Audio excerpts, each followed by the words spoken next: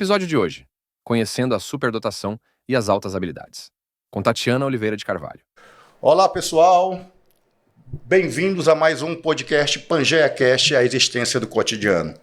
E hoje eu confesso que eu estou muito feliz que depois de uma batalha para conseguir trazer essa moça para cá, ela realmente, além de ser muito requisitada, nossas agendas não estavam encaixando, mas a Tatiana, eu vou quebrar um pouco o protocolo, ela é uma prima muito querida, mas isso aqui não é nepotismo, viu, gente? Isso aqui realmente é uma pessoa que eu admiro há muito tempo. Na verdade, eu entrei na psicologia já admirando o que ela já fazia, né? Não parece, eu sou um pouco mais velho do que ela, e ela fez psicologia primeiro, eu fiz depois. Então eu tenho muito orgulho, muita honra de estar aqui, né? E bem-vinda, minha amiga, mais uma vez. Estamos aqui mais uma vez dividindo a bancada, né, João? Isso. Muito bom. E hoje para a gente falar de um tema extremamente novo, assim, a discussão na psicologia, que precisa de mais espaço, né, carece de mais discussões e mais reflexões, que é o tema das altas habilidades, a superdotação, e ninguém melhor do que a Tatiana, né, que o João já deu ali uma pequena credencial, mas eu vou trazer um pouco do currículo bem resumido, de um currículo gigante. A gente teve que resumir, viu, que é muito grande esse currículo. Exato, dessa profissional que é tantas coisas e que eu também queria, né, assim como o João já disse, da admiração dele, eu também queria falar da minha admiração, né, eu percorri aí um breve caminho na logoterapia e tive alguns encontros também com a Tatiana, mas deixa eu apresentar a nossa convidada que vai bater esse papo sobre altas habilidades com a gente hoje aqui no PangeaCast. Então, estamos recebendo a Tatiana Oliveira de Carvalho, que é psicóloga, mestra em psicologia pela UNB, doutora em psicologia pela PUC de Campinas, especialista em psicopedagogia pelo Conselho Federal de Psicologia, tem formação em logoterapia e análise existencial, atualmente atuando no Núcleo de Atividades de Altas Habilidades Superdotação Joãozinho 30 e também atuando como psicóloga no Tribunal de Justiça do Maranhão. Então, Nossa. Essa mulher que é tantas outras coisas, autora de livros, tá aqui hoje, né? Avó, mas... Não parece, né, mas é. Não tem quem diga. Estamos muito felizes mesmo de te receber aqui, Tatiana, e seja muito bem-vinda. E antes de mais nada, né, só para contextualizar quem está ouvindo a gente, né, a gente sempre começa perguntando como é que esse tema de estudo apareceu na tua vida profissional, como que a psicologia, enfim, né, na tua prática profissional se encontrou com o tema da superdotação, altas habilidades. Certo, maravilha. Bom, primeiro eu quero agradecer, né, por esse acolhimento tão especial, né? De fato, a admiração é recíproca. Também estou muito satisfeita de estar aqui com vocês, né? Falando de um tema que eu gosto muito e que, de fato, é necessário, né? De ser mais falado, de ser mais discutido. Admiro o trabalho que vocês estão fazendo também, né? Já tive a oportunidade de ouvir outros entrevistados aqui, muito, muito bom mesmo. Vocês estão, assim, super de parabéns, que é uma forma de difundir para as pessoas, né? Conhecimentos que são necessários, né? E no caso da superdotação, a gente tem muitos mitos, né? A gente precisa desmistificar muito para que as pessoas compreendam melhor, Sim. Até para que as pessoas que, de fato, manifestam esse fenômeno tenham a devida ajuda, né? Mas, respondendo já essa pergunta, a psicologia surgiu muito cedo, né? Não sei nem identificar exatamente em que momento aí da minha trajetória escolar eu decidi ser psicóloga, mas, assim, quando eu terminei o ensino básico, né, e fui prestar vestibular, eu já tinha essa convicção. E já no primeiro período eu tive a oportunidade de ler Em Busca de Sentido, de Viktor Frankl, então já todo o meu percurso da psicologia já foi a partir dessa perspectiva, né, mais existencial. E o tema da superdotação também apareceu ainda na graduação, né, por meio dos trabalhos acadêmicos, e foi um tema que já me chamou a atenção. E quando eu comecei a atuar na clínica, né, eu atendia só crianças e adolescentes. E aí começou a me chamar a atenção também que começaram a chegar algumas situações, né, de crianças e adolescentes encaminhados geralmente pelas escolas, né, às vezes até com suspeitas de que eram crianças que tinham algum transtorno do desenvolvimento, né, ou algum problema de aprendizagem, e que eu fui identificando que, na verdade, eram crianças que tinham um potencial extremamente elevado. Comecei a estudar mais sobre essa temática, né, e comecei realmente a identificar que ali eu estava diante de algumas crianças superdotadas. Em algumas situações eu mesmo fiz avaliação, em outras eu encaminhei para colegas, né, quando eu fui deixando de atuar mais com avaliação e ficando mais focada na psicoterapia. Então, esse tema me instigou muito, muito cedo, né? Também na minha trajetória já como psicóloga, principalmente por perceber o sofrimento dessas pessoas, né? Aham. O sofrimento dessas crianças, desses adolescentes que chegavam já com muitos rótulos, né? Às vezes como rótulos que os associavam a crianças ou adolescentes problemáticos, né? Pela escola, às vezes pela própria família também. E realmente, desde aí que eu fiquei muito instigada a poder fazer algo mais por esse público, né? Perfeito. Então, hoje eu tenho a oportunidade de estar num núcleo cujo trabalho é totalmente voltado para esse perfil de estudantes, né? São estudantes que são encaminhados com suspeita, né? Que apresentam indícios de superdotação. A gente vai falar sobre isso depois, é público, né? Depois a gente vai falar sobre isso. Mas, assim, é importante, só para a gente identificar, o que é superdotação, né? E quais são as características para a gente poder identificar em casa se o nosso filho, se ele ele tem altas habilidades. Certo. Você pode fazer essa definição para a gente? Tá. Então, hoje, a nossa definição oficial, né, pelo próprio Ministério da Educação, traz, né, como sendo associada a um alto potencial, né, em uma das áreas que pode ser ou só naquela área ou até mais de uma combinada, e essas áreas estão definidas ali, né, como área intelectual, acadêmica, produtivo-criativa, às vezes até sendo manifestado como um talento artístico muito específico em uma área, numa linguagem artística específica, né? Também na área psicomotora, que pode se manifestar, por exemplo, na dança, nos esportes, né? E também na liderança. Então, todas essas áreas são consideradas, né, hoje oficialmente pelo MEC, como sendo as áreas em que essas crianças e adolescentes podem apresentar, aliás, essas pessoas, eu falo de crianças e adolescentes, o MEC, quando traz essa definição, é pensando mais no público ali, né, do ensino básico, mas é algo que é um fenômeno que acontece em qualquer idade, né? Então, além desse potencial mais elevado, acima da média, né, populacional, em uma dessas áreas ou em mais de uma, né, também são pessoas que apresentam assim, um engajamento, um interesse maior, e que é isso, inclusive, que faz essa motivação intrínseca, né, que faz com que eles desenvolvam esse potencial, né, nessas áreas, e também um potencial elevado de criatividade. Então, por exemplo, um jogador de futebol que se destaque, né, ele não apenas é bom tecnicamente, mas ele é criativo nessas jogadas, né? Ele tem uma visão diferenciada ali daquelas estratégias de jogo, enfim. Isso em todas as áreas, né? Na área acadêmica também, na área... aqueles que se manifestam, que terminam desenvolvendo mais na área científica ou nas artes, né? Em todas essas áreas a gente percebe que, assim, é um potencial elevado, é uma facilidade maior de aprendizado naquele campo, né? São pessoas que têm muita rapidez até, né? Isso, naquele campo. E o que às vezes confunde muito é que essa pessoa pode ter naquela área esse potencial muito elevado, essa facilidade maior, mas em outras áreas ter até dificuldades, né? Até déficit, né? Exatamente. Ou então ser mediano, né? Naquelas outras áreas. Isso é um dos motivos que faz com que muitos deles passem despercebidos, né? Não sejam identificados. Porque as pessoas ainda associam a uma visão... de uma inteligência única, gênio, né? Exato, um gênio, de uma genialidade, que é um fenômeno que sim, ali é a superdotação, mas num nível muito elevado, que é mais raro. Então, e o gênio é aquele que deixa, né, um legado para a humanidade. Então, é algo muito específico e mais raro, realmente.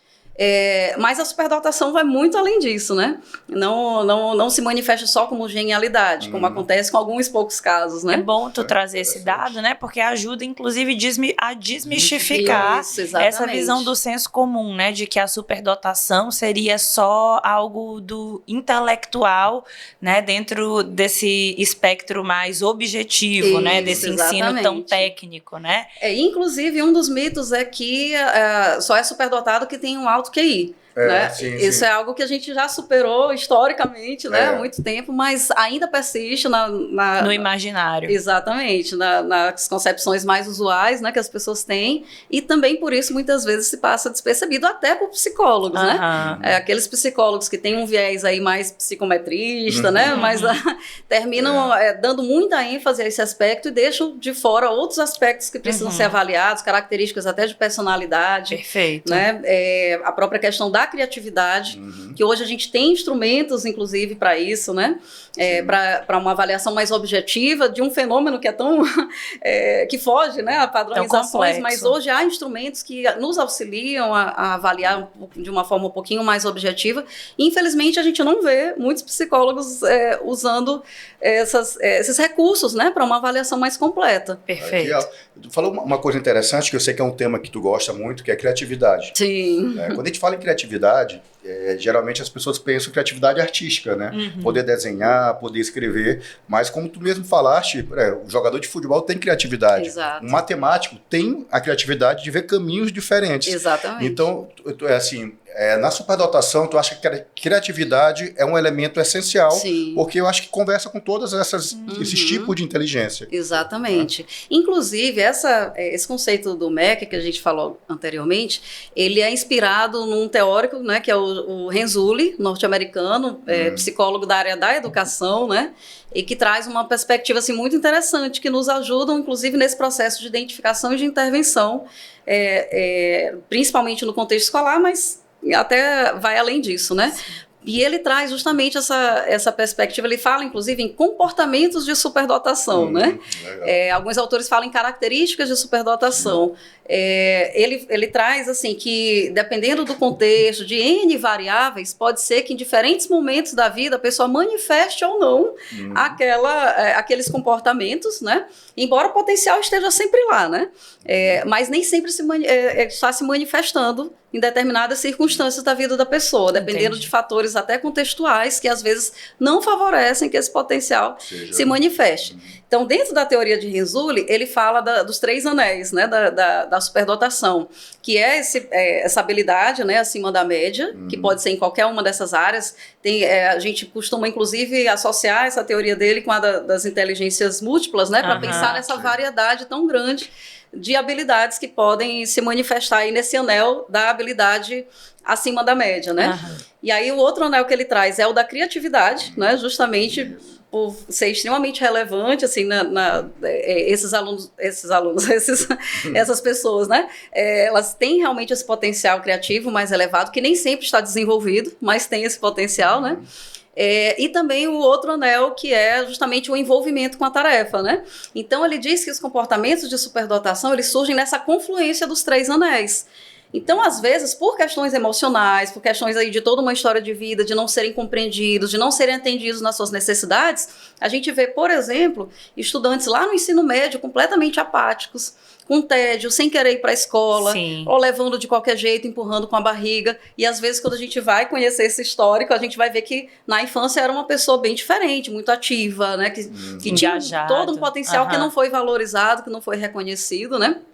Então, muitas vezes, isso acaba não se manifestando. Então, nessa perspectiva dos 3 anéis, a gente compreende que pode, inclusive, haver aí um desnível de que, por exemplo, um estudante ele pode ser encaminhado para um serviço, né, para um acompanhamento, porque um professor identificou um potencial muito elevado em uma área específica, por exemplo, até acadêmica, na matemática ou nas linguagens, enfim. Mas esse potencial criativo pode não estar bem desenvolvido e também não está se manifestando essa motivação, esse engajamento, às vezes até por questões emocionais e sociais, né, que foram acontecendo aí ao longo dessa trajetória. Então, quando a gente compreende esses 3 anéis e que entende, né, que eles podem até aparecer numa proporção diferente, a gente entende que se a gente fizer um bom trabalho educacional, às vezes até um trabalho em termos de intervenção psicológica, orientações à família, né, à própria escola, de como trabalhar esse estudante, a tendência é que ele vá realmente manifestar esses comportamentos, né, de superdotação com essa confluência aí dos 3 anéis, né? Show. No começo da tua fala, Tati, você mencionou de quando, né, você atendia crianças e adolescentes e foi identificando muitas crianças com esse potencial acima da média, né, e o que te levou a se debruçar ainda mais sobre esses estudos, né, sobre essa compreensão. E aí você mencionou que o trabalho naquele momento, né, o trabalho psicoterápico, era de grande relevância para essas crianças no enfrentamento das crianças e para as famílias também no enfrentamento de alguns desafios. Aí eu queria te perguntar, né, sobre esses desafios das pessoas, Certo. né, que são diagnosticadas com altas habilidades e superdotação, né, como pensar esses desafios e o que é possível de intervenção, né, para superar ou dirimir esses desafios que se apresentam. Tá. Então, a gente usa até o termo identificação, né? Não diagnóstico, justamente porque não se trata de um transtorno, né? Interessante, é bom falar isso. Então, assim, é bem interessante tu perguntares isso, que outro dia eu ouvi um depoimento, né, de na rede social, inclusive, que eu quase não uso mais, nesse dia me mandaram, né, esse depoimento, eu achei muito interessante, de uma jovem, né, que foi identificada ainda na infância, né, com altas habilidades, superdotação, e ela falando o quanto que isso foi problemático na vida dela, porque não adianta só a gente identificar e eles realmente não terem o suporte que eles precisam, e as pessoas que convivem, principalmente educadores e familiares, né, se não tiverem uma boa compreensão e não souberem ajudar realmente essa pessoa a ter suas necessidades atendidas, pode realmente ser extremamente problemático, porque no caso dela, e algumas vezes eu percebia isso também na minha prática clínica, ela falava do quanto que esse rótulo foi ruim no sentido de que as pessoas criaram expectativas 1000, né, em relação ao desempenho dela. Muitas vezes se acha que o superdotado, por ser superdotado, ele vai apresentar vai ter esse desempenho, né, muito elevado em todas as áreas, e isso não é verdade, é raro até acontecer isso. O mais comum é que tem algumas áreas específicas em que ele de fato vai se destacar, em outras não, né? Então ela falava muito dessa questão, né, dessa dificuldade de lidar com tudo isso, de se sentir muito cobrada, de se cobrar. Tem a questão do perfeccionismo, né, que pode ser algo, pode ser uma característica de personalidade que pode ser tanto tratado como uma coisa positiva ou negativa, dependendo né? do contexto. Tem pessoas, né, que ficam extremamente ansiosas. Isso é uma das coisas que é importante de trabalhar na psicoterapia, né? Deles se compreenderem, né? De entenderem melhor as suas reações emocionais, o como lidar, né, com as situações. Então, essa questão do perfeccionismo é um exemplo, né, que pode ser algo muito negativo, assim, de, por exemplo, a pessoa se exigir demais em todas as áreas, de querer ser muito boa em tudo e perceber que não dá conta disso e ficar muito angustiada, ficar muito ansiosa, né? Mas pode ser algo, se for bem trabalhado e a pessoa consegue canalizar isso de uma forma positiva, pode ser algo que realmente vai levá-la a um desempenho cada vez melhor, né? Porque o potencial ele vai se desenvolvendo na medida que a pessoa se dedica. Até se a gente pegar, né, esses casos extremos dos grandes gênios da humanidade, se a gente for ver a história de vida deles, são pessoas que não apenas tinham um potencial muito elevado, mas tinham muitas horas de dedicação àquela área em que elas se destacaram, né? Seja um Einstein, né, nas pesquisas científicas dele, seja um Leonardo da Vinci nas criações dele, nas produções criativas, né, que ele tinha. Enfim, todos os exemplos, o Mozart lá desde muito cedo, desde criança, né? Muitas horas de treino ali no piano, enfim. Então, sem essa dedicação, realmente esse potencial não vai se manifestar como um alto desempenho, né? Entendi. Então, essas questões precisam estar bem claras para o próprio superdotado e para quem convive com ele, né? Para que não haja uma extrema cobrança, mas também que não se deixe de oportunizar que eles de fato venham a ter acesso, né, a programas ou enfim, até quem ajude até com um trabalho de mentoria, por exemplo, ou de entrar num programa, num curso específico dentro daquela área que ele tem interesse, né, para poder se desenvolver. Então, é esse olhar, né, para compreender as necessidades, tanto cognitivas como emocionais. Esse é um outro aspecto que a gente precisa trabalhar muito na clínica, né, porque são pessoas que costumam ser extremamente intensas nas suas emoções, né, tem uma energia psíquica muito elevada. Existem comorbidades, assim, correlatas, quando se identifica uma pessoa com altas habilidades, existe esse risco dessas comorbidades mais específicas? A gente não fala em comorbidade justamente por não ser um transtorno, né?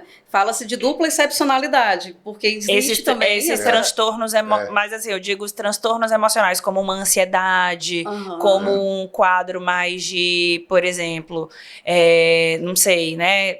A pessoa ficar na dúvida sobre quem ela é e aí, né, ter um impacto na construção da identidade. Sim. Pode vir um transtorno associado ou, mesmo não sendo um transtorno, as altas habilidades, não se espera que, né, tenha essa prevalência, por exemplo, de um transtorno de ansiedade devido, né, às vezes a uma identificação muito precoce, e aí, às vezes, na construção dessa identidade, essa criança ficar insegura sobre quem ela é. Eu tô pensando porque eu sou muito leiga no assunto. Eu posso complementar, porque quando tu falou em emoção, assim... Deixa eu tentar resumir o que eu estava, porque eu pensei tanta coisa, eu volto, tanta coisa que eu penso.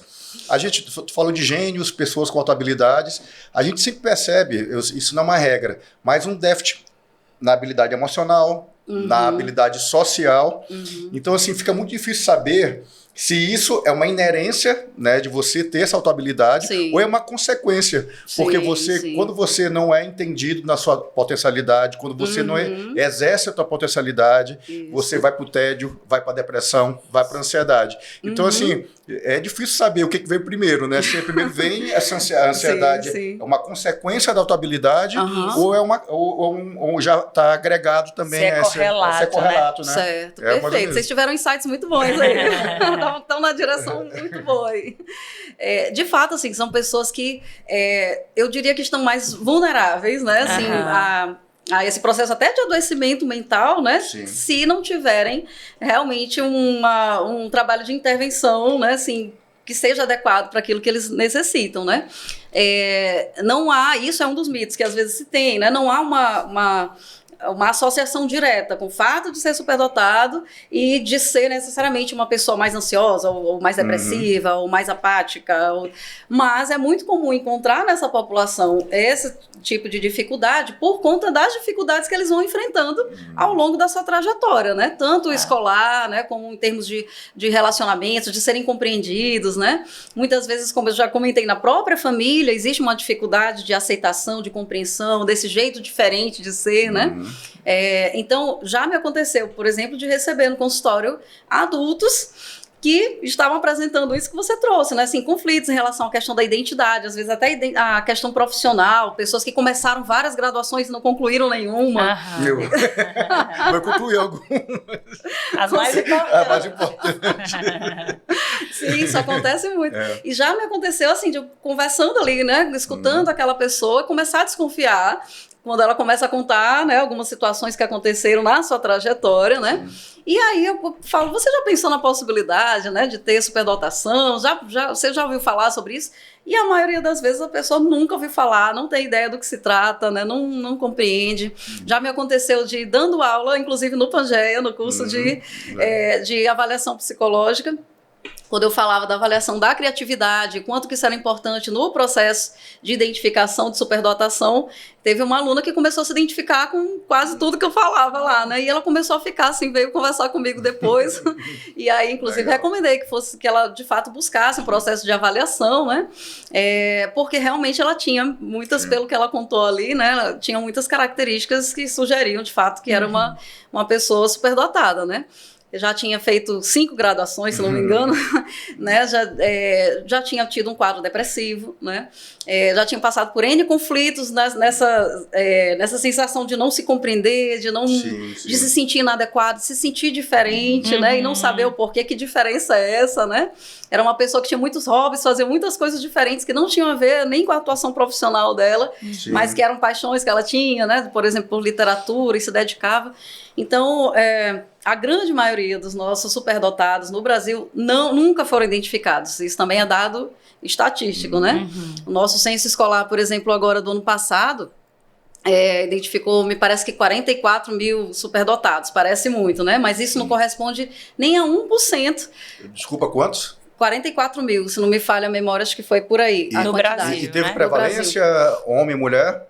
Eu não cheguei a ver o detalhamento desses dados, mas até vamos já falar disso também. Que tem uma coisa... A gente falou em off aqui, mas tem que falar sobre isso. Mas, enfim, essa quantidade não chega nem a 1% da quantidade da nossa população estudantil, né, do ensino básico. Certo. Então, isso é muito preocupante, porque a gente tem dados da OMS que sugere que cerca de 5% da população mundial tem superdotação, né? Então, era para a gente ter encontrado aí onde é que estão esses nossos 5%, pelo menos, né? Há uma subnotificação, né? Exatamente. E tem autores que chegam até a falar em 10%, né? Quando a gente amplia para para essa perspectiva mais multifacetada aí dos diversos perfis de superdotação, vai além daquele olhar mais clássico que valoriza ainda muito o potencial intelectual especificamente, né? Então, tem autores que chegam até a falar em 10%, né? Se a gente considerar, inclusive, os diferentes níveis de superdotação. Tem alguns estudiosos que também trazem essa discussão, né? Tem aqueles altamente superdotados, que são aqueles que se destacam mais, né? Geralmente, às vezes também passam despercebidos esses, mas muitas vezes a gente tem o que alguns autores vão chamar, né, de moderadamente superdotados, né, uma superdotação moderada, e esses principalmente que não são mesmo identificados, né, mas que têm um potencial bastante elevado e que com um bom trabalho educativo e as intervenções que forem necessárias, né, poderiam realmente se destacar bastante, né. Tem tanta coisa interessante na tua fala, né, que dá vontade, assim, de perguntar tudo, né? Tô tentando organizar aqui para não ficar repetitiva demais também. Mas pensando no contexto escolar, né, dada essa identificação, depois que a pessoa, né, em idade escolar, o aluno, foi identificado, né, como um aluno, uma pessoa com altas habilidades, o que é indicado de adaptação no contexto escolar? Certo. Como a escola e as instituições educacionais podem, né, pensar esse processo de inclusão desse aluno de modo a favorecer, obviamente, o desenvolvimento dele pleno, né, e não ser também uma forma de invadir tanto esse espaço para não gerar altas expectativas e tudo mais. Certo. Tem muitas possibilidades, né? Muitas mesmo. Desde o processo de aceleração, né, que precisa ser muito cuidadoso, não é indicado para todas as situações, né, mas há essa possibilidade, a gente tem respaldo legal para fazer isso, quando de fato é identificado que é o melhor para aquela situação, né, que às vezes o estudante, por exemplo, está ali no primeiro ano e ser acelerado ali, né, ser colocado na série seguinte, né, porque ele já dominou tudo que é o esperado para aquela série, mas a gente também precisa avaliar o aspecto emocional, social, como é que seria a adaptação dele naquele novo grupo, como é que é a vontade dele, inclusive, se ele quer ou não sair daquele grupo de onde ele se encontra, né? O ideal é que se trabalhe também fazendo experiências, permitindo que ele faça algumas vivências e que isso seja uma coisa gradual.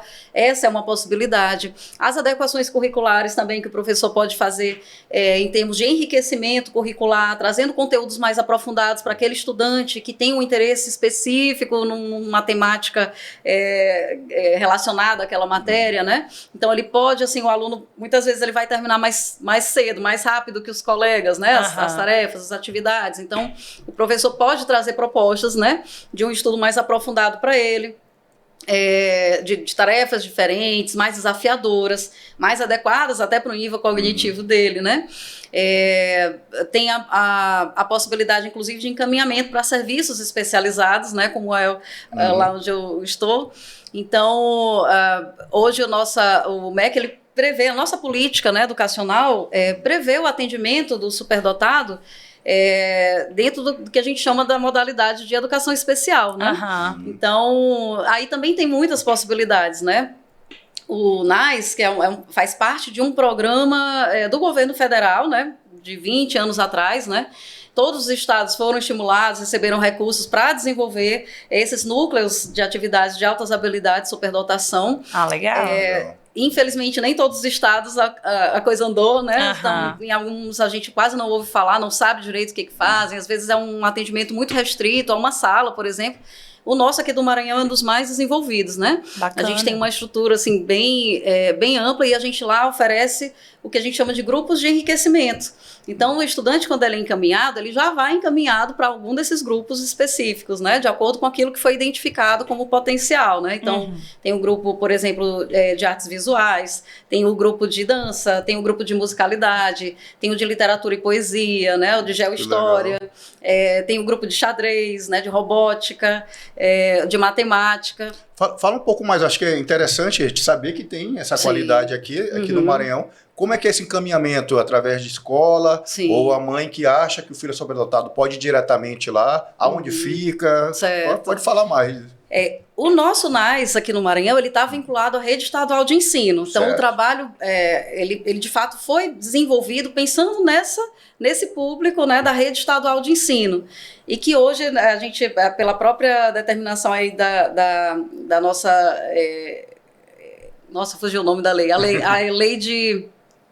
LDB? Não, De diretrizes básicas da educação nacional, Sim. exatamente. As redes estaduais cada vez mais estão assumindo as escolas de ensino médio, né? Uhum. Fundamental com o município, então na rede municipal eu não conheço muito o trabalho que é desenvolvido, mas eu sei que existe também um centro que chama CAAS, né, que é o Centro de Atividades de Altas Habilidades também, que é voltado para os estudantes da rede municipal, né? E pela... nossa, a sigla da lei me fugiu, LDB. LDB, isso. Dá uns brancos assim, tão aleatórios. Pela LDB, é responsabilidade do governo federal o ensino superior, né? Então, o nosso foco principal é com o estudante ali da rede estadual, né? Embora tenha algumas situações que não vieram encaminhadas das escolas estaduais, né? Vieram da própria comunidade, né? Como você perguntou, de uma família que procura. Em algumas situações, quando a gente vê que é possível, né, abarcar, né, aquela demanda dentro daqueles grupos ali, né, principalmente se já é um estudante que está na faixa etária dos nossos, a gente vai tentando encontrar uma forma também de atender. Mas o foco principal é na rede estadual, inclusive porque a gente tem a figura do professor itinerante, que é um professor que vai até essas escolas estaduais legal. Para fazer o trabalho de formação. Mas era isso que eu ia perguntar, justamente se você, assim, o professor... em regra, né?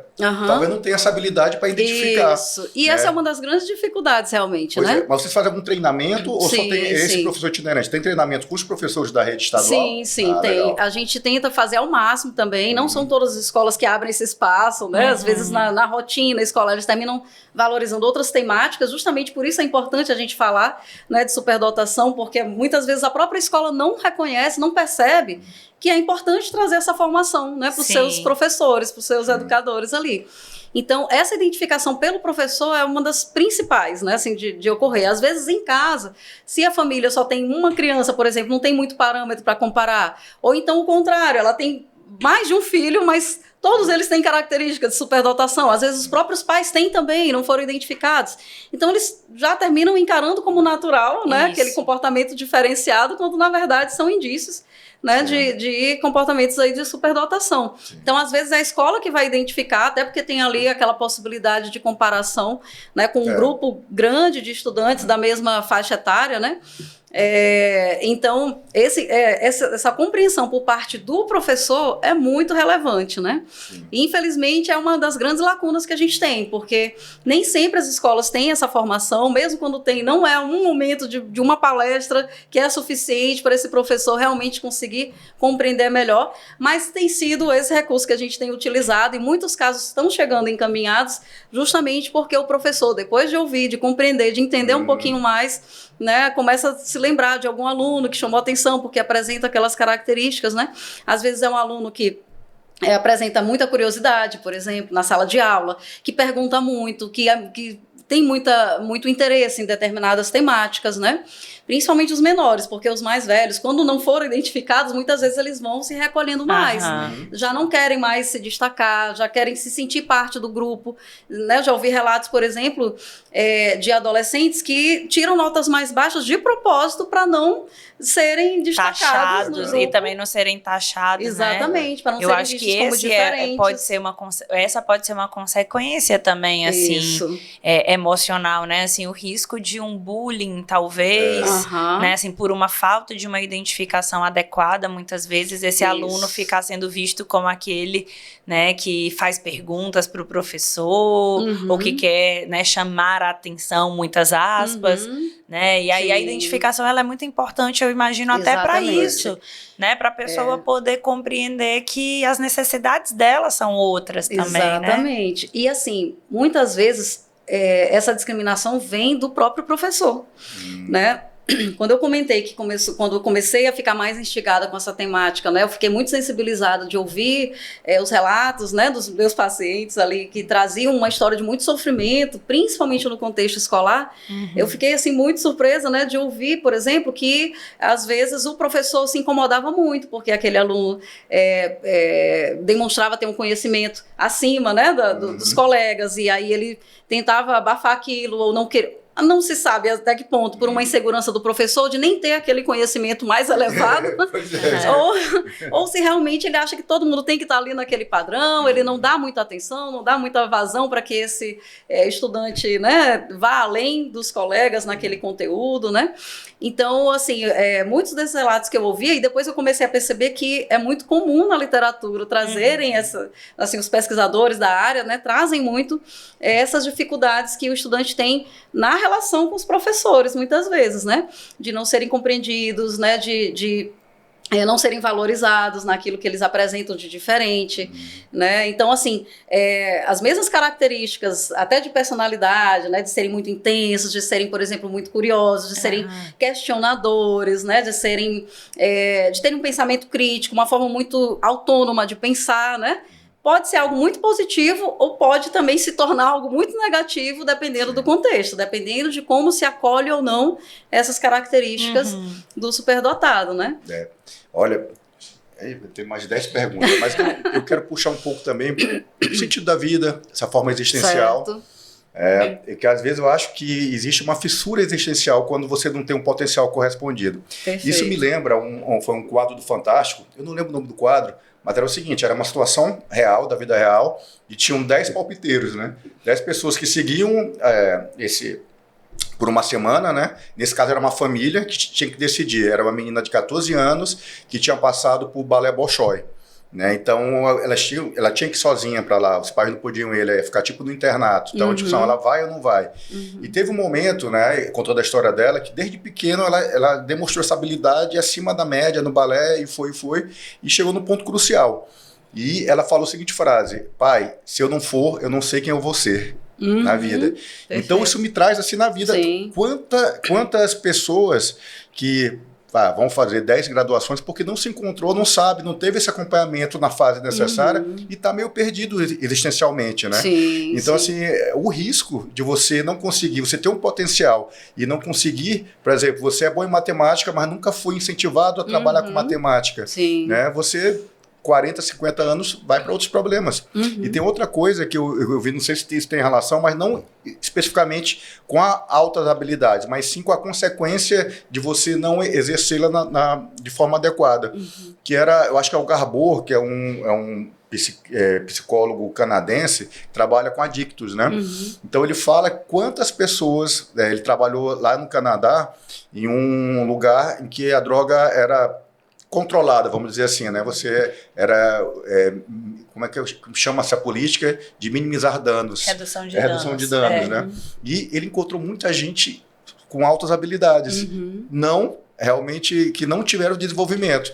E abriu aquele buraco existencial, eles foram buscar na droga algum consolo, né, para esse trauma. Isso aí que me veio Pode na cabeça. acontecer. E aí, novamente, a gente fala da questão dessas vulnerabilidades, né, emocionais e sociais. O quanto que é importante realmente que essas pessoas, na verdade eu até ampliaria, todos nós, né, que a gente tinha oportunidade, né, de desenvolver os nossos potenciais, aquilo que a gente realmente se sente chamado pela vida a exercer na nossa trajetória existencial. E aí eu já trago um pouco meu olhar, né, claro. A partir da análise existencial e logoterapia de Viktor Frankl, onde a gente compreende que a vida, ela é vivida por nós humanos. A nossa experiência, né, diante da vida é a vida no seu caráter de missão, né?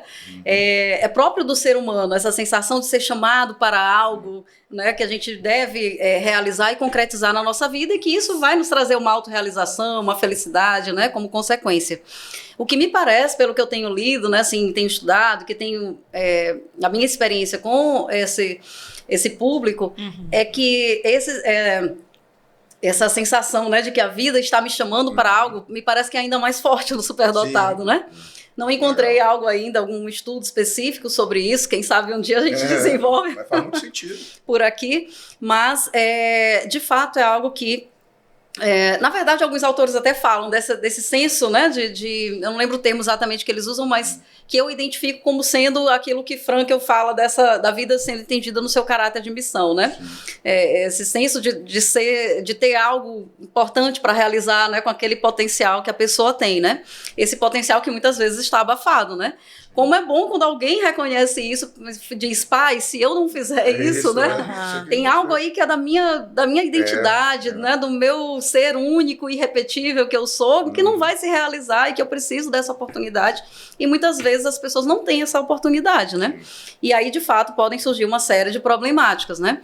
Eu te ouvindo falar dessa situação, eu me lembrei de uma reportagem que eu li anos atrás, numa dessas revistas de grande circulação, não me lembro se foi Veja, Isto É, enfim, mas que trazia uma reportagem que comparava a trajetória de duas pessoas, né, que tinham sido amigos na infância, ali na faixa dos 10 anos de idade. Eles tinham características muito parecidas, eram muito bons na escola, muito bons em cálculo, muito bons em algumas áreas específicas, né, um deles desenhava muito bem, então havia indícios ali, né, de altas habilidades.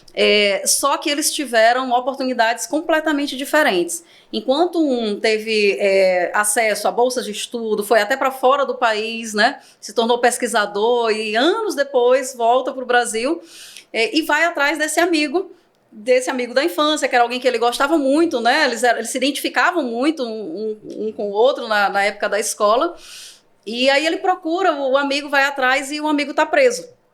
Esse outro amigo que também tinha um potencial muito elevado, né?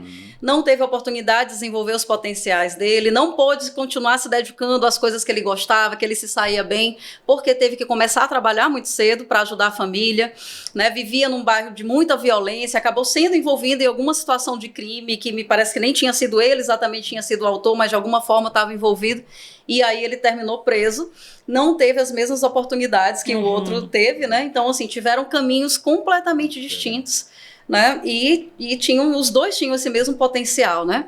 Fora aquelas situações que a gente vê dos grandes líderes aí das organizações criminosas que têm claros indícios de altas habilidades também, né?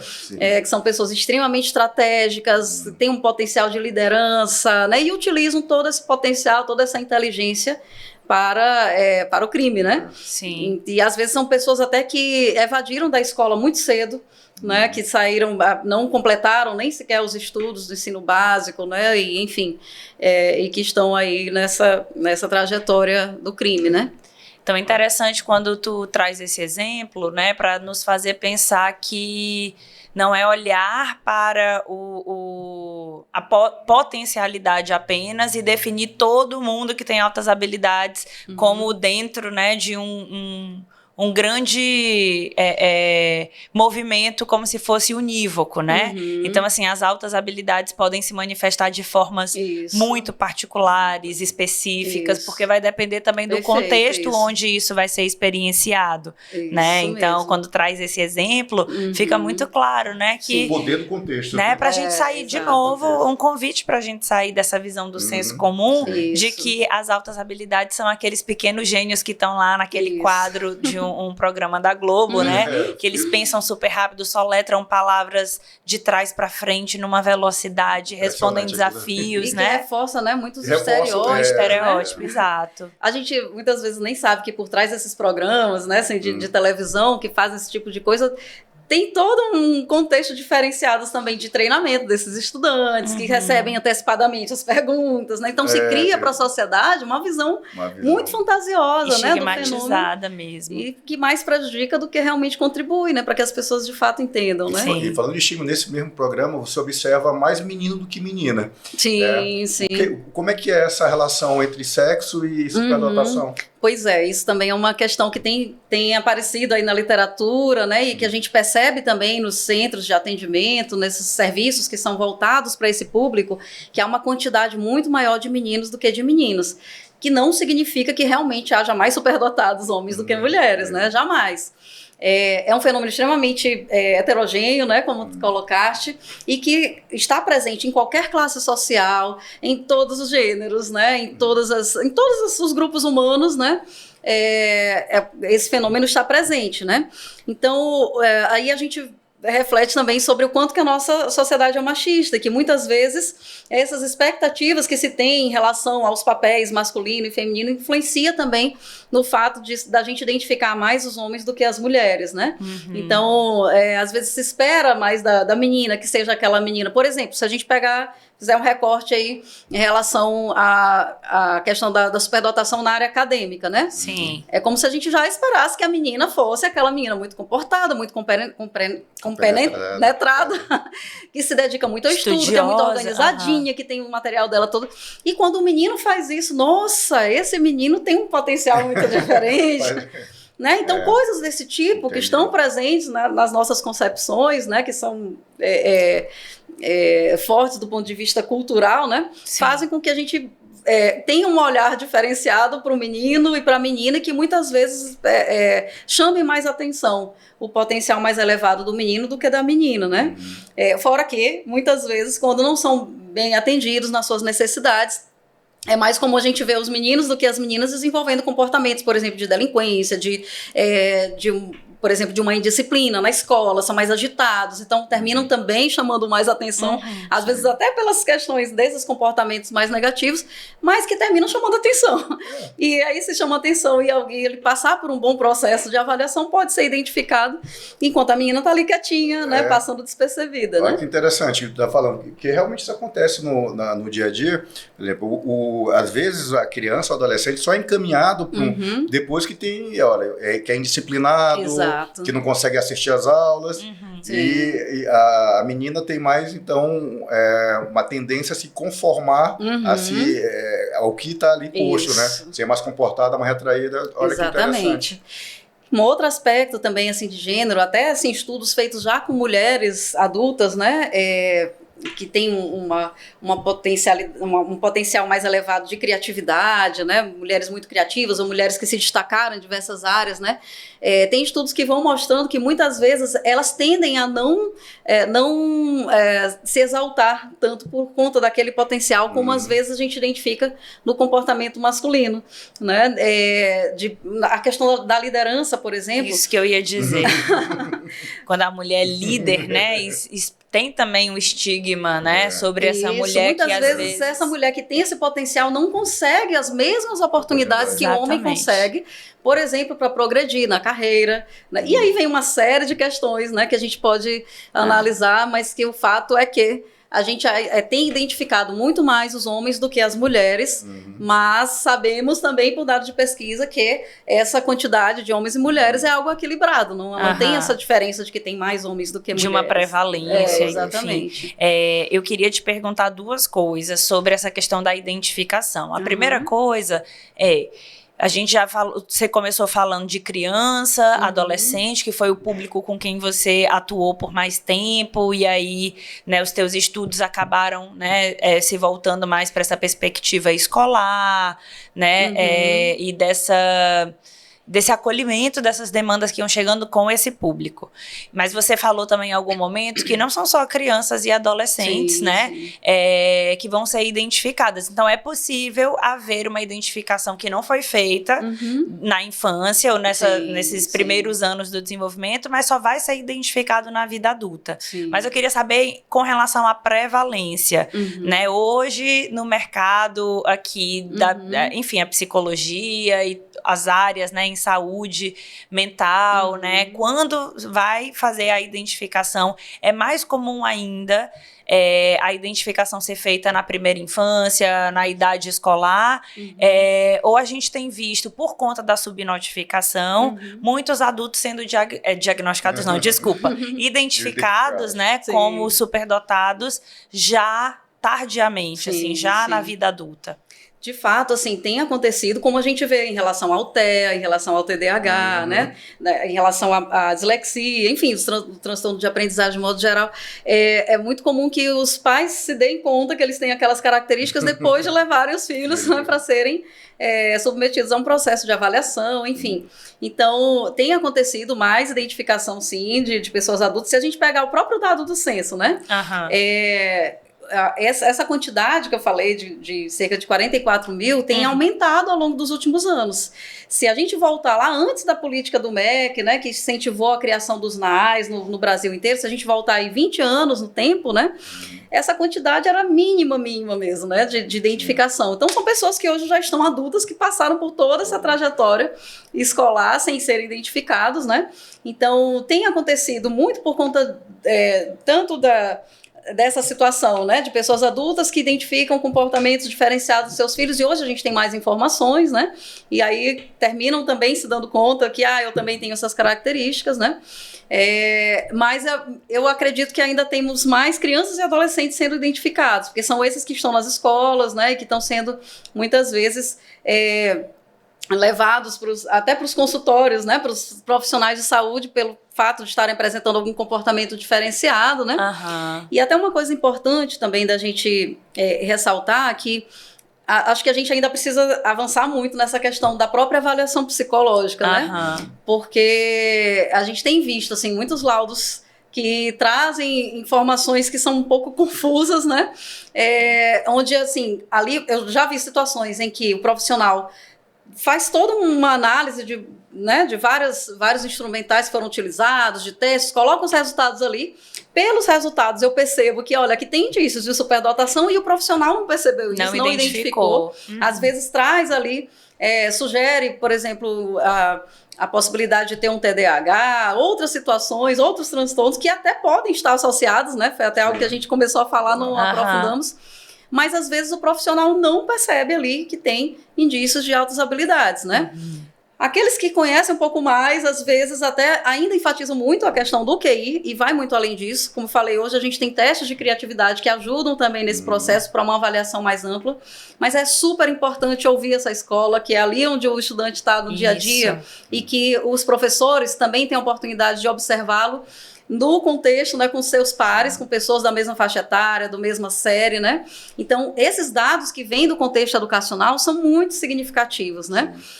O ideal era que os professores tivessem mais capacitação para que eles pudessem perceber e encaminhar, né, para os serviços de atendimento, ou mesmo para os profissionais que podem avaliar.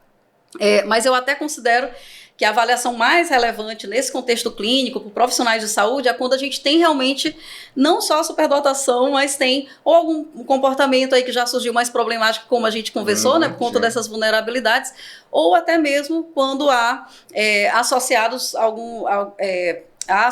algum quadro de algum transtorno do neurodesenvolvimento. Perfeito, né? Era a minha segunda pergunta para ti, sobre essa questão da identificação, certo. Né? Eu não sei de onde eu tirei isso, tá? Como eu disse, eu sou leiga nesse assunto, eu tô aprendendo muito, eu tô amando, né? Porque é uma aula mesmo. Mas por alguma razão, né, não sei se foi algo que eu vi, que eu li, né, eu tinha um entendimento de que algumas dessas pessoas, né, superdotadas estariam dentro do espectro, né, disso que hoje a gente nomeia como espectro do autismo, sim. Né? E aí essa seria uma pergunta, assim, para entender como é isso, se de fato, né, existem muitas pessoas com altas habilidades que estão dentro do espectro autista, ou se realmente são coisas bem distintas e às vezes, em alguns casos muito específicos, né, quando se identifica, faz o diagnóstico do TEA, aí pode ser passível também a identificação dessas altas habilidades. Sim. É mais comum do que a gente pensa realmente, né? Muitas vezes as pessoas não identificam só uma ou outra situação e não percebem que ali estão as duas condições associadas, né? Inclusive saiu um estudo recente, eu ainda não me apropriei muito, né? Eu só vi assim, um resuminho, uma reportagem falando sobre o estudo, na verdade, que é bem, acho que coisa de um mês atrás ou até menos, que traz essa questão de que as bases neurobiológicas do autismo e da superdotação são muito semelhantes, né? Então, talvez isso explique um pouco o fato de que existe muito essa associação. Embora sejam fenômenos diferentes, a gente tem, sim, muitos superdotados que não têm TEA, a gente tem, sim, muitas pessoas com TEA que não têm superdotação, mas a gente tem também bastante casos em que a gente vai encontrar as duas condições associadas. Às vezes até essas características se confundem, né? Nesse processo de identificação, de diagnóstico do TEA, né? E se o profissional ele é mais treinado para identificar TEA, ele pode identificar o TEA e não identificar as altas habilidades, ou pode acontecer também o contrário, né?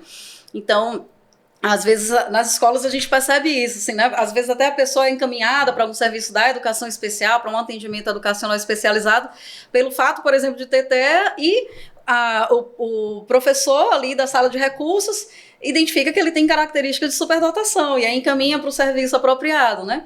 E às vezes acontece o contrário também, né? De ser encaminhado para um serviço voltado para o público da superdotação, e ali se identifica que ele tem também características que são sugestivas do autismo, ou às vezes do TDAH, né? De algum transtorno de aprendizagem. E aí, nesses casos, é muito mais importante ainda essa ampla avaliação por profissionais da área da saúde que sejam capacitados para fazer o diagnóstico desses transtornos. Adequadamente, Isso. né? Nossa, já continua aqui a aula. Quando se trata realmente só da superdotação, como a gente, infelizmente, a grande maioria da nossa população não tem acesso aos serviços, né, de avaliação psicológica. Quando tem, infelizmente, nem sempre a avaliação é feita da forma mais correta. Então, muitas vezes a gente tem visto nesses serviços que são voltados, né, para esse público, pessoas que não chegaram a passar por um processo de avaliação clínica ou por um profissional de saúde, mas que, com bons professores, com bons orientadores educacionais, com pessoas da área da educação que tenham um bom conhecimento em altas habilidades, ali acontece um processo de identificação, né? Com base nessa avaliação do desenvolvimento dessas habilidades, né? Sim. Então, assim, com muita observação, né?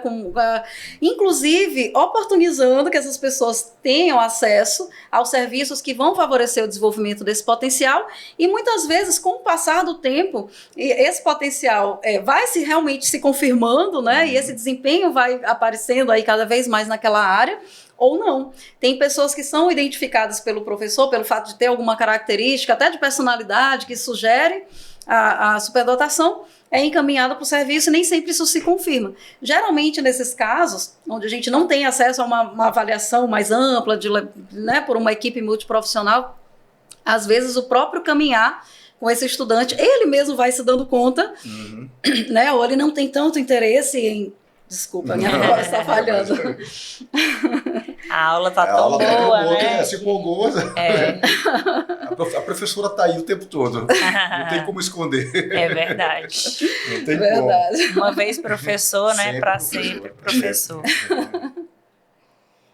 Tinha tanta coisa ainda para eu perguntar e o tempo, né? Não, eu quero fazer a última pergunta. eu quero esse direito de fazer a última pergunta, porque eu vim desde o começo com esse pensamento. Porque assim, é uma aula, a gente não quer nem atrapalhar, porque é um show de bola, mas nosso tempo está chegando. Sim. Aí eu queria fazer uma última pergunta, já te agradecendo, né, pela disponibilidade. A gente está aqui no sábado, 11 horas da manhã, para vocês terem uma ideia, né? Como a gente conseguiu encaixar. Eu te agradeço muito. Agradeço, assim, eu não tinha nem dúvida que o conteúdo seria maravilhoso, seria essa aula magna que a gente está tendo agora. Exatamente. Mas assim, tem uma pergunta que eu queria fazer desde o começo, mas a conversa foi indo para outros caminhos, mas eu queria finalizar com ela. Tu achas que as crianças e adolescentes com altas habilidades, elas estão mais vulneráveis a esse excesso de tela, de tecnologia que a gente tem hoje em dia?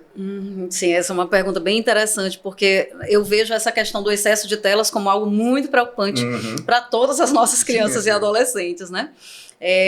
Muitas vezes o que a gente percebe, assim, como eu trabalho com o público, né, que tem, geralmente tem um nível socioeconômico mais baixo, né? Muitas vezes eles não têm acesso, por exemplo, a um computador em casa, um computador de mesa para fazer pesquisas, ou mesmo um notebook, algum outro tipo de tela que não seja aquela telinha ali de celular, né? Então, acaba que muitas vezes é através do celular que eles têm acesso à internet, de modo geral, para fazer pesquisas. Isso. Às vezes são pessoas que têm essa característica de serem autodidatas, então eles têm muita curiosidade. Então, muitas vezes acabam ficando muito tempo nas telas ali de celular, né? Até pelo fato de não terem acesso a outra forma, né, de acesso à internet, para ter essas possibilidades mais ampliadas, né, de pesquisa, de estudos, né, sobre as temáticas que eles se interessam. Mas eu vejo que é algo que tem comprometido a saúde mental, assim, em geral, né, das nossas crianças e adolescentes. No ano passado, inclusive, essa pesquisa que eu vou mencionar agora, a gente vai apresentar, né, num congresso, eu e uma colega lá do NAS, no congresso sobre literatura infantil e juvenil. A gente fez uma pesquisa sobre hábitos de leitura, né, com os nossos estudantes. Legal. E aí a gente identificou, quando a gente fez a pergunta, o que é que eles fazem no tempo livre, que a maioria deles fica muito tempo nas telas, usando o celular, né? Quando a gente perguntou, por exemplo, quando eles gostam, leem por prazer, né? Qual é o meio mais usual que eles têm, se é o livro impresso ou se é pelo meio digital. O digital ganhou, né? Eles leem mais e-books ou até outros textos na internet do que propriamente o livro impresso, às vezes também por dificuldade de acesso, de comprar, de adquirir esses livros, né? Aí a gente perguntou também, né, quando é por meio de telas, qual é o dispositivo mais utilizado? É o celular. Eles não têm acesso a um leitor eletrônico que é mais adequado, né, que não agride tanto a visão, a vista, né, que, enfim, foi elaborado realmente para favorecer ali a prática da leitura. Então, assim, isso é algo que a gente se preocupa bastante. Eu não vi ainda dados de pesquisas mais amplas, mas esse recorte, né, que foi uma pesquisa que a gente fez lá mesmo na instituição, já mostrou esses dados aí preocupantes. A maioria deles, assim, reconhece que a leitura traz muitos benefícios e ainda assim eles dizem, assim, mais de 90% responderam isso, né? Inclusive, assim, reconhecendo que favorece o desenvolvimento da criatividade deles, né? E uma série de outros aspectos, até cognitivos, enfim. E aí, quando a gente pergunta se eles já tiveram a oportunidade de participar, né, de algum projeto, algum programa, alguma ação de incentivo à leitura, pouquíssimos disseram que sim, né, 20 e poucos % em comparação, né, alguns até mencionaram o próprio NAAS, né, a própria instituição nossa, como sendo esse espaço onde eles se sentem incentivados à leitura, né, mas muitas vezes as famílias, as escolas não têm feito esse trabalho, então eles realmente têm ficado muito tempo nas telas, né, é uma preocupação grande, assim, que a gente tem dados de pesquisa que mostram, por exemplo, aí não falando especificamente do público, né, com superdotação, mas que de 2010 para cá, né, depois que os smartphones e as redes sociais, né, se tornaram mais acessíveis e mais difundidas, né, pela primeira vez na história a gente teve uma quantidade de crianças e adolescentes maior do que de adultos com transtornos de ansiedade. Né? Olha só. Então, assim, as pesquisas estão mostrando essa correlação, claro, né, do excesso do uso de telas e das redes sociais, trazendo prejuízos na saúde mental das nossas crianças e adolescentes, né? Eu queria só... eu sei que João já fez a última pergunta, então eu vou tentar não fazer uma pergunta, mas assim, só contar, né? Que eu tenho um grande amigo... que deve estar com seus 30 anos de idade agora, e contou recentemente, acho que foi essa semana, que ele mencionou que passou por uma médica psiquiatra, né, mudou de médica psiquiatra, e foi a primeira vez que alguém perguntou para ele se ele já havia considerado a possibilidade de ser uma pessoa com altas habilidades. Certo. Só que a forma que ele menciona, né, as amigas, né, ali brincando, meu Deus, ainda nessa coisa do senso comum, eu tenho um amigo superdotado e tal, aquela coisa. Todos nós temos muitos e não sabemos. E aí a gente brincou com ele assim, que massa e tal, e ele disse assim, como assim que massa, né? E eu queria ser normal, eu não queria esse, na leitura dele era isso, eu não queria esse diagnóstico, eu não queria, né, esse termo, eu queria ser normal, e aí eu fui conversar com ele, né, como assim, fui tentar, né, dar uma acolhida, né, perguntei para ele como é que ele estava com isso, né, o que tinha sido identificado, e aí no caso dele foi a criatividade, mas uma coisa que eu não sei se a gente falou muito, a gente, né, citou, mas a coisa da alta sensibilidade, né? Ele como uma pessoa altamente sensível, extremamente empático, de sentir as dores do mundo com muito mais, né? E aí eu não sei se seria possível a gente fechar, né, com essa discussão, assim, com só essa conceitualização, se de fato, né, essas pessoas realmente também, uma das formas de identificar é também olhando para essa perspectiva do excesso de uma sensibilidade, perfeito, né? Muito bom ter lembrado isso, que de fato é uma coisa importante, né? Assim, por muito tempo, as pesquisas enfatizaram muito os aspectos cognitivos, né? Mais recentemente, que as pesquisas têm apontado mais a questão das habilidades socioemocionais, essa questão das vulnerabilidades aí, né?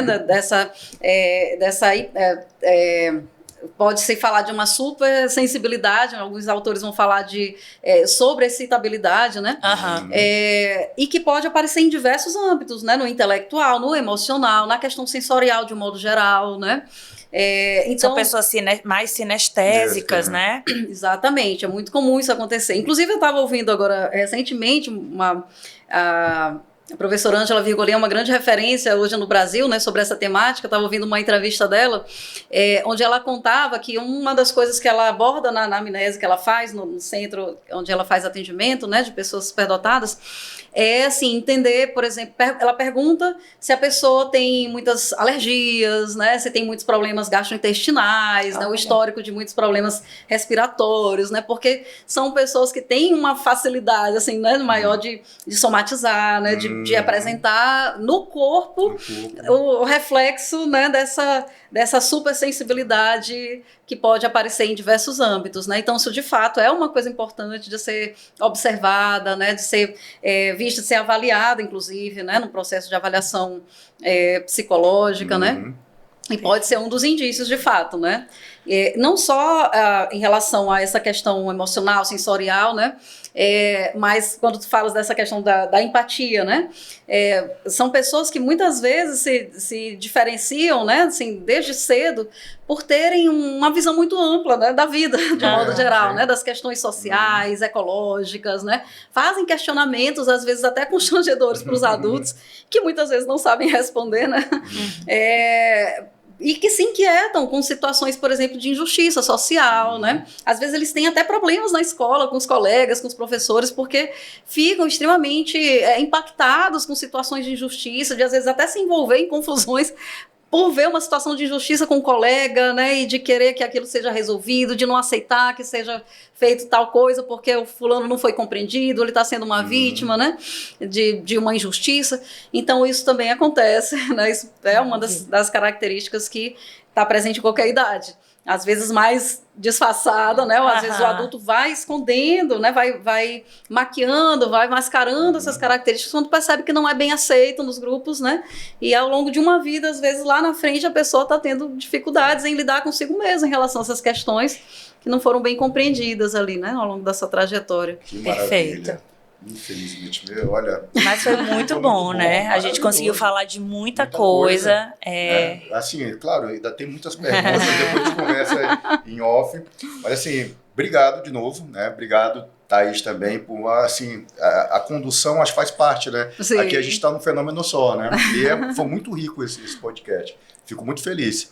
E queria te oportunizar, assim, os últimos minutos para tu falar, qualquer coisa que tu queira falar, mas já vou pedir para tu falar do teu projeto, do teu livro, que eu acho uma ideia excelente, maravilhosa. Certo. Bom, eu quero agradecer vocês, né, João, Thaís, foi assim, maravilhoso também, a forma como vocês foram conduzindo, que foram oportunizando mesmo que eu fosse falando aqui de coisas que me instigam há tanto tempo. A gente percebe. O olho brilha. E que realmente é uma temática que as pessoas precisam compreender mais, precisam desmistificar, né? Porque eu penso que é fundamental, assim, tanto as famílias como as escolas, que talvez a palavra-chave aí seja realmente compreensão, né? Perfeito. Compreender aquela pessoa, né? E realmente dar o suporte que ela necessita. Não é à toa que é considerado alunado da educação especial, porque tem formas diferentes mesmo de aprendizagem, é uma forma...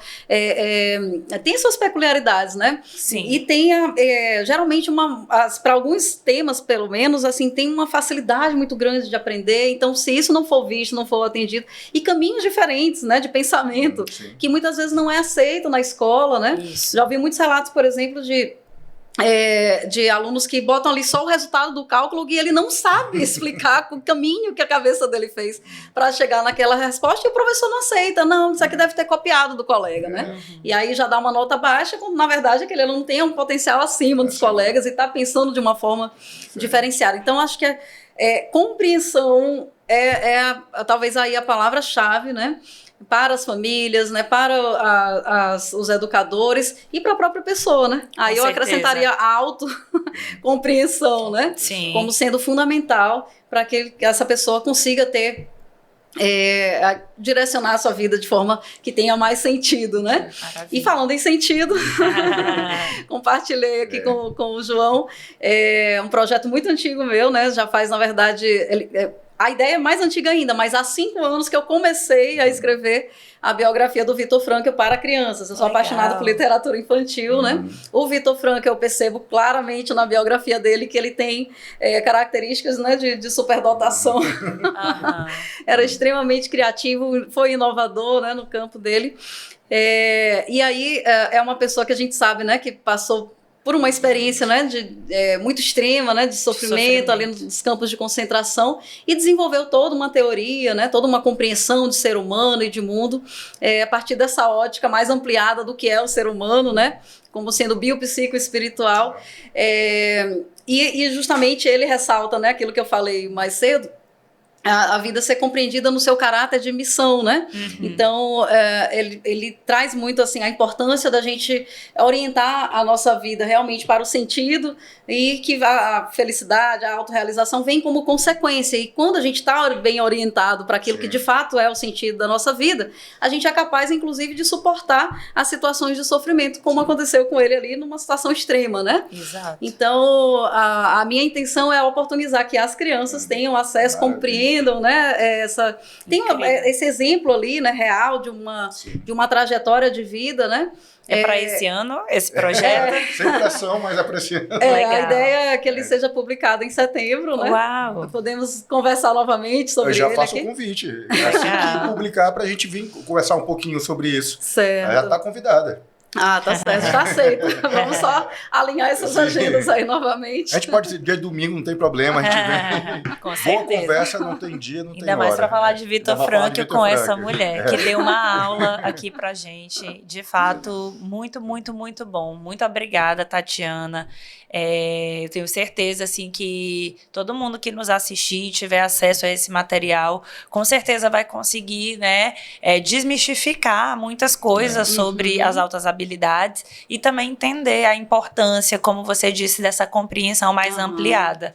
Então, só agradecer mesmo, agradecer a todo mundo aí pela audiência, agradecer o João. Obrigado. E até a próxima, gente. Até a próxima, pessoal. Tchau, tchau. Até a próxima. Até a próxima.